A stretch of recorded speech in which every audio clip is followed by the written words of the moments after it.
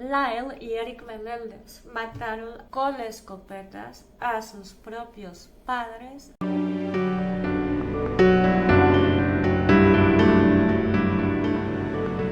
Si les gusta, por favor, den like y suscríbanse. Kitty Menéndez, la mamá, nació en Chicago en 1941 y José Menéndez nació en Cuba en 1944. Salió de Cuba en 1960. Conoce en la universidad a Kitty y se casan en 1964. La gente que conoció a Kitty de joven la describen como alguien que estaba llena de vida. Esas personas que conoces y que te caen bien, pero que conforme el matrimonio fue avanzando, la personalidad de Kitty fue cambiando. José engañó a Kitty varias veces. Kitty se comenzó a volver alcohólica, adicta a distintos medicamentos y con tendencias suicidas. A la vez se comenzó a convertir en una persona verdaderamente explosiva. Los que tenían contacto con ella por dentro decían que era una persona completamente diferente, que casi siempre estaba bajo la influencia de alguna sustancia. Lyle nació en 1968, Eric en 1970. Para este momento José ya tenía mucho dinero. Kitty no trabajaba, se cambiaron de casa un par de veces hasta llegar a la mansión de Beverly Hills en los 80s. Los hermanos fueron campeones de tenis y siempre se les exigían las mejores calificaciones. No los dejaban hacer cosas que no fueran pertinentes a la escuela, al deporte. No podían tener amigos, no se podían quedar amigos en su casa. Obviamente ellos no se podían quedar en casa de ningún amigo y los castigaban de maneras muy feas. Fue el 23 de septiembre de 1989, en la casa de Beverly Hills. José recibió 6 disparos con escopeta y Kitty 10.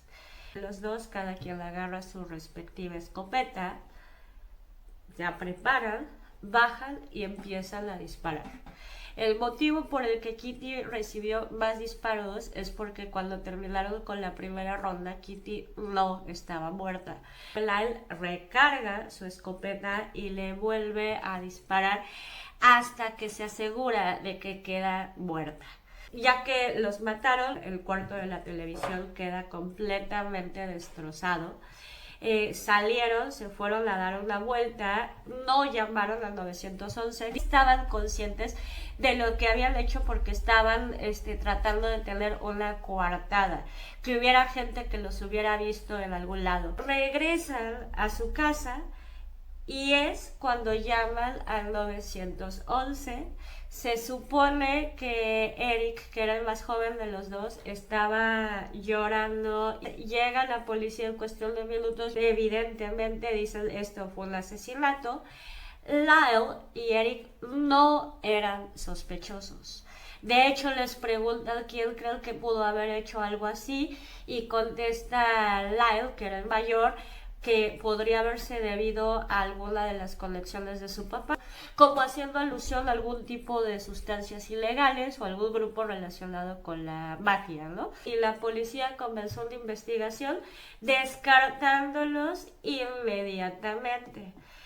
Eric dice que ellos estaban convencidos de que sus padres los iban a matar, ya que el día anterior se habían ido en un viaje por el yate y que dicen que actuaron muy raro y que de hecho la mamá se enojó cuando supo que iba a haber más tripulación.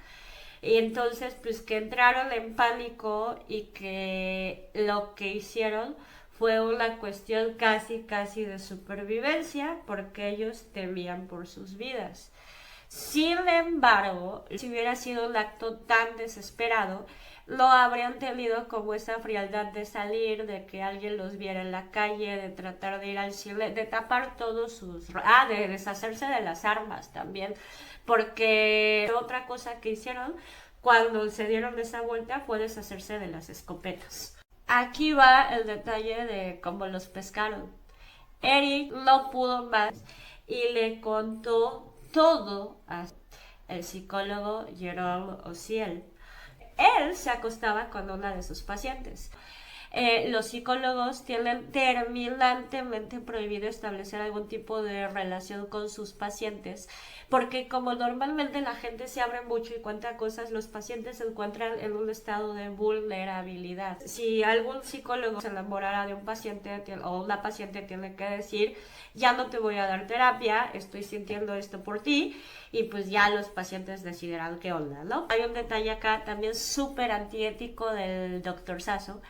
Él grababa las sesiones sin el consentimiento de los pacientes. Tú, por la onda de privacidad de entre paciente médico, tienes que dar tu consentimiento si vas a acceder a que te graben hablando durante una terapia. Pero jamás les pidió permiso de grabarlos. El detallazo es que la amante de Uziel oía las cintas que ellos grababan. Eric llega con Lyle y le dice: oye, pues ¿sabes qué? La cagué, le conté al doctor. Obviamente Lyle se vuelve loco, llega a hablar con Uziel y Uziel le pide dinero. No se sabe si le dio dinero o no le dio dinero. No estoy defendiéndolos aquí, queda muy claro que fueron ellos, pero todo lo hicieron mal en cuanto a todas las normas establecidas de privacidad que hay en Estados Unidos. Y la que le llamó a la policía era el amante del doctor. Entonces llegan con el doctor, mandan al doctor a testificar, detienen a Lyle y a Eric, y sí se puede romper ese lazo de secreto siempre y cuando el doctor considere que su vida está en riesgo. Y ahí Uziel dijo que lo amenazaron de muerte. No hay evidencia por ningún lado de que eso haya pasado. Los detienen y es cuando se empieza a establecer el juicio. Imagínense que ustedes le cuenten a su psicólogo o a su psiquiatra si lo tienen algo muy, muy privado. No tiene que ser un crimen, pero algo que sea sumamente doloroso para ustedes y que saben que él no lo va a andar divulgando. Que no es como que se lo cuenten a su primo y que a lo mejor una vez en una borrachera se le salga y entonces ya todo el mundo se entere. Entonces, pues por eso muchas veces uno recorre a los psiquiatras o a los psicólogos, porque no quieren entrar en el área de la familia o de los amigos con lo que sea que estén cargando, y porque se supone que tus secretos están seguros ahí. Deciden aceptar como parte de la evidencia las cintas que grabó el doctor. Eso nunca se debió de haber permitido. Reglas son reglas, hay un porqué, y ahí nos podríamos meter en un debate filosófico del que nunca vamos a acabar. Los tienen encerrados hasta 1993. Entonces empieza el juicio de los hermanos Meléndez. Leslie Abramson, que era la abogada de Eric, logró juntar 52 testigos sobre la vida que habían tenido Lyle y Eric con sus padres. Y estaban completamente de acuerdo en que los padres eran abusivos física y que además los tenían bajo un régimen así tipo ejército. A raíz de los juicios se supo que los dos habían sido víctimas de abuso por parte de su padre desde que ellos eran muy pequeños. Varias veces pasó que cuando se quedaban sus primos en la casa, el papá les decía que se fueran con él a su cuarto y se quedaban ahí horas, y de hecho uno de los primos dice que una vez que el papá fue por Eric, lo va siguiendo así como pues qué onda, y la mamá lo detiene, Kitty, y le dice no, o sea, tú déjalos, ellos están en su onda. No hubo una sola persona que pudiera decir algo positivo de José. Todos dijeron que era un hombre controlador, que era estricto, que era cruel con sus hijos, que era un hombre terrible. Una de las cosas que hacía, según él, para que aprendieran a nadar es que en su alberca les detenía la cabeza cuando ellos eran niños muy chiquitos y no los dejaba salir aunque los niños se sacudieran. Y cuando estaban dejando de luchar porque estaban perdiendo la conciencia, ya los soltaba y entonces ya podían respirar. Y que una vez una prima les dijo, oye, ¿qué haces? Y dice, pues es que estoy enseñándoles a nadar, así se hace. Y otra cosa que tenían prohibidísimo en su casa era llorar o mostrar cualquier tipo de vulnerabilidad. uno de los primos más queridos de Eric, porque fue con uno de los pocos niños que lo dejaron jugar, era Andy, que tiene presente el testimonio muy doloroso, porque se supone que cuando Eric tiene como 11 años y Andy como 9, están jugando, todavía no viviendo en California, viviendo en el norte de Estados Unidos, entonces sí los dejan irse al campo, están jugando a los soldados y todo. Y Eric le pregunta, oye, te puedo hacer una pregunta, pero me juras y me perjuras que no se lo vas a decir a nadie jamás, así, jamás. Y le dice a Andy, no, sí, ¿qué pasó? Y le dice, tu papá te da masajes. Y entonces Andy se queda así como, o sea, ¿cómo, no? Le dice, pues ahí abajo. Y entonces Andy le dice, no, o sea, él ya no vivía con su papá, pero que en el tiempo que convivió con su papá, eso nunca había pasado. Esta situación era una situación muy difícil para un niño tan chiquito como Andy, que tenía 9 años, que no entendía bien de qué se trataban los masajes. Eric tenía terror de que se supiera lo que él estaba preguntando y le hizo jurar que jamás en la vida iba a decir absolutamente nada. Otro de los testimonios de su prima, de Diane, que ella era adolescente cuando ellos todavía eran niños, que se quedó un año, me parece, con ellos en la casa del norte de Estados Unidos, y que un día baja Lyle y le pregunta que si se puede quedar a dormir en el cuarto con ella. Ella no entiende y entonces Lyle se empieza a agitar y dice que no quiere que su papá le dé masajes. Entonces dice, o sea, ¿de qué hablas? Se señala la entrepierna y le dice, no quiero que me agarre aquí abajo. Diane se saca muchísimo de onda, va directamente a hablar con Kitty y Kitty le dice que no sabe de qué habla, que no le crea nada. Ya aprendimos a no tomarnos a la ligera cuando algún niño dice me tocó aquí, me hizo acá, y en ese momento Diane creyó que lo correcto era decirle a la mamá no hace nada y manda a Lyle a su cuarto, ¿no? Entonces otra prima, que era de hecho hermana de Andy, del primero, Marianne, dice que también se quedó con ellos un tiempo, que lo que entraba a la universidad, pero que era tan incómodo estar ahí que se acabó yendo mucho antes, porque el plan original era que ella iba a estar meses ahí, pero pues al final fueron semanas porque no aguantó y le llamó a su mamá de ya no quiero estar aquí y se fue. Algo que le tocó a Marianne es ir con Kitty y con Eric a un partido de tenis y que ese día Eric perdió. Entonces que cuando regresaran en el coche, o sea, Kitty no dijo absolutamente nada en todo el camino. No sé si alguna vez les ha tocado a ustedes que sus papás están verdaderamente tan enojados con ustedes que no les dicen absolutamente nada, que dices, ay, bueno, me voy a morir. O sea, así iba, y pues que la pobre Marianne, que te iba viendo así como, ay Dios.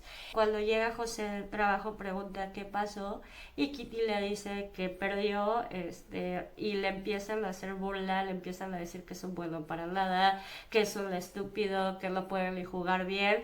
Finalmente se para Eric de la mesa, tratando de aguantarse las lágrimas. Marianne va a ir a consolarlo y José le dice, Marianne, para prohibirle que vaya a consolarlo.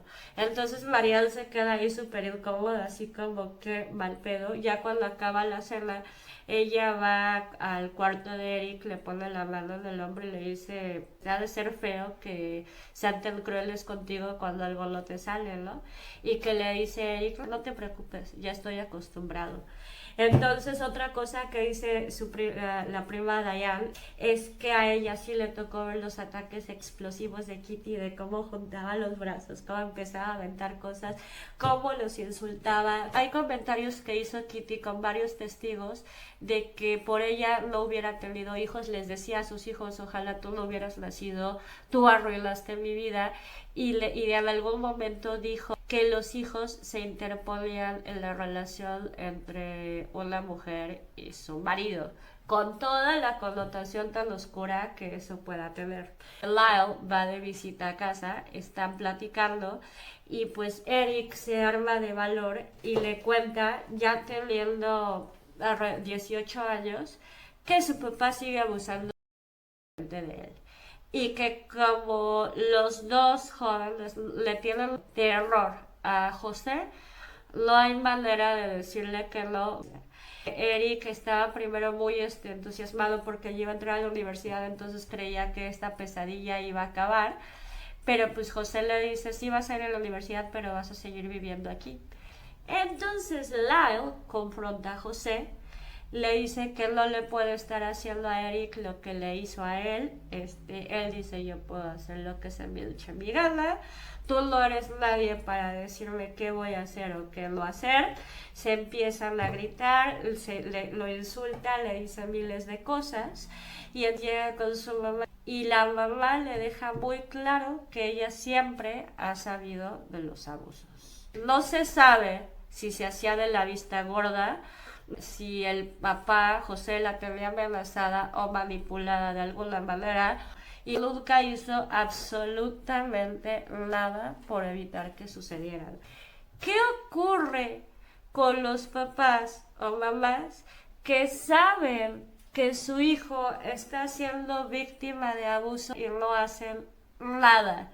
No lo entiendo, me sigue dando muchísimo coraje. No sé si es el miedo a perder cierto estatus económico, miedo a que las dejen de mantener, miedo a que les peguen, no sé. Pero durante toda esta investigación estuve viendo muchos más testimonios de madres particularmente que sabían que el padre o el padrastro abusaba de los hijos o hijas y que se voltean para otro lado. Eso no lo entiendo.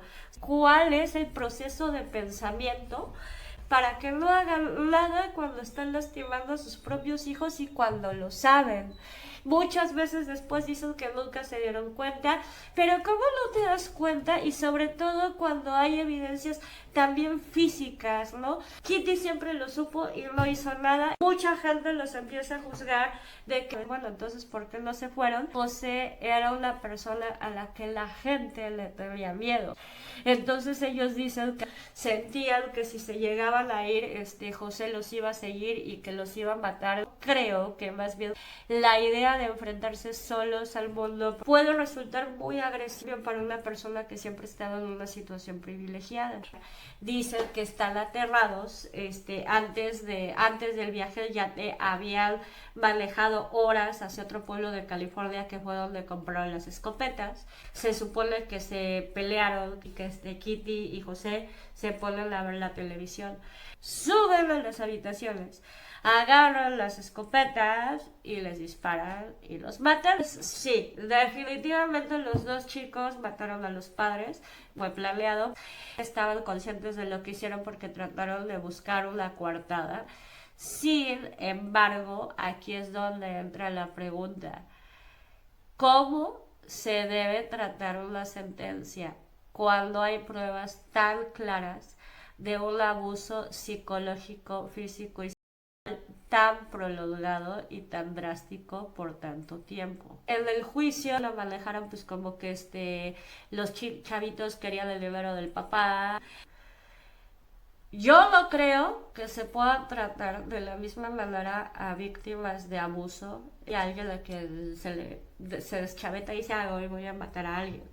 Yo sí creo que los chicos ya estaban desesperados, que sentían que no tenían escapatoria y que no vieron otra salida. Es un fenómeno que entre más te están presionando, pues más pierdes claridad. Entonces las que sienten simpatía en el jurado son las mujeres por los niños, ¿no? Porque todo esto empezó desde que ellos eran chiquititos. Y dicen, es que ellos no pueden ser culpables porque hubo un momento donde ya explotaron y no pudieron manejar todas estas cosas. Los hombres, sin embargo, del jurado dicen, no, ellos mataron a sus padres a sangre fría. Esto se complicó tanto porque el abuso infantil, que es un problema muy grave a nivel mundial, todavía en los 80s, aunque se trataba de prevenir, era un tema súper tabú. O sea, y hay muchos casos en las familias en las que se llegaron a enterar, pero, o sea, como que alejaban a los niños de ese familiar, pero jamás en la vida volvían a mencionar el tema, pues porque nadie habla, ¿no?, de abusos infantiles. Nadie habla de como es un problema mucho más grave de lo que mucha gente lo quiere ver, porque sucede en familias de cualquier clase social, de cualquier nivel económico, en cualquier país del mundo. Entonces, el hecho de que aceptaran el abuso quería decir que era un problema mucho más tangible de lo que ellos pudieran creer. Es algo de lo que no se habla, es algo que la gente le da como, mejor me hago de la vista gorda, no me quiero enterar de esto, ya no me cuente. El jurado no se pone de acuerdo, declaran mistrial, que eso quiere decir que el juicio no llega a nada y que se tiene que elaborar otro juicio, que es raro que ocurra. Se hace otro juicio, pero el juez les prohíbe meter como evidencia los abusos físicos, psicológicos. Entonces se avientan a los dos chavitos al ruedo otra vez, sin ningún tipo de antecedente que pueda justificar sus actos, y los sentencian a ambos a cadena perpetua. Se supone que cuando las personas así matan es porque ya no saben qué más hacer, porque están al borde de la locura o del suicidio. Sus primos cercanos tenían simpatía por los hermanos, aunque hubieran matado a sus padres, y eso lo siguen sosteniendo muchos de los primos que aún viven. Andy no pudo con la sentencia y debido a toda esta presión se en el año 2003. Tal vez sentía culpa por no haber hecho nada más. Pudieron haber sido miles de circunstancias, ¿no? Pero si los mismos primos, inclusive la hermana de Kitty, de su mamá, sentía simpatía por ellos, quiere decir que dentro de esa casa estaban ocurriendo muchísimas cosas que nosotros no sabemos. Entonces yo sí creo que la sentencia fue muy dura. Tal vez deberían de haber entrado a un psiquiátrico, porque obviamente una persona que está sola no mata a sus padres, pero no creo que se haya manejado bien el caso. Se tendría que analizar cuáles son los procesos que los llevan a esas situaciones. Estamos hablando de un juicio con 52 personas, de esos más de la mitad presenciaron algún tipo de abuso físico o verbal contra ellos, más los testimonios de los primos que estuvieron dentro de la casa que dicen y a la fecha sostienen que sí estaban siendo abusados.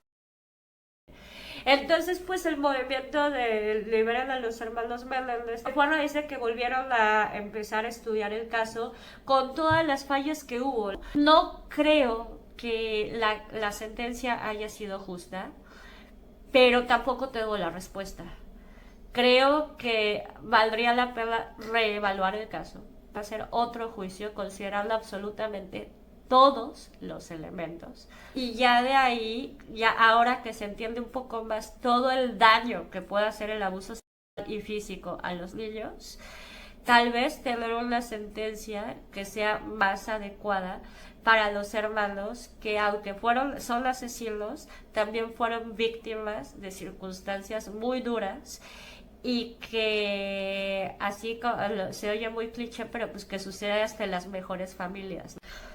Para acabar, a mí me gustaría mucho que me dejaran sus comentarios. Quise hacer este video porque hay muy poca información detallada en español.